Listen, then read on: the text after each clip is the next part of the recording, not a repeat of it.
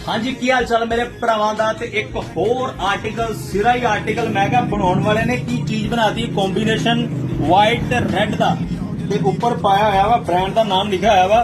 Brand दा नाम तो नहीं मैंने पता लगता था की लिखा, पर तुम पढ़ लियो वीडियो च कमेंट करके दसो भी की लिखा ब्रांड दा नाम। मैं कहा चीज देखो यार क्या मैचिंग देखो। मैं कहा तुसी पीस पाओगे ना ਤੇ ਗੱਲਬਾਤ ਮੈਂ ਕਿਹਾ ਐਂਡ ਹੋ ਜਾਣੀ ਮਹਾਰਾਜ। ਤੁਸੀਂ ਗ੍ਰੇਸ ਚੈੱਕ ਕਰੋ ਪੀਸ ਦੀ, ਨਹੀਂ ਲੱਭਣੇ ਕਿਤੇ ਵੀ। ਪਿਆਰੇ ਪਿਆਰੇ ਆਰਟੀਕਲ ਅਸੀਂ ਆਪਣੇ ਭਰਾਵਾਂ ਲਈ ਲੈ ਕੇ ਆਉਂਦੇ ਆ, ਸੋਹਣੇ ਸੋਹਣੇ ਆਰਟੀਕਲ ਆਪਣੇ ਸੋਹਣੇ ਸੋਹਣੇ ਭਰਾਵਾਂ ਲਈ ਲੈ ਕੇ ਆਉਂਦੇ ਆ ਤੇ ਲੈ ਕੇ ਆਉਂਦੇ ਰਵਾਂਗੇ। ਫਟਾਫਟ ਆਓ ਪੰਕੀ ਸਟਾਪ ਤੇ ਲੈ ਜਾਓ ਆ ਕੇ। ਆਰਟੀਕਲ ਕਿਦਾਂ ਦਾ ਲੱਗਾ ਮੈਨੂੰ ਕਮੈਂਟ ਕਰਕੇ ਜ਼ਰੂਰ ਦੱਸਿਓ।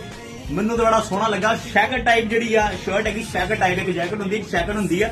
ਸ਼ੈਕਟ ਉਹ ਆ ਜਿਹੜੀ ਥੱਲੇ ਸਟ੍ਰੇਟ ਹੁੰਦੀ ਆ।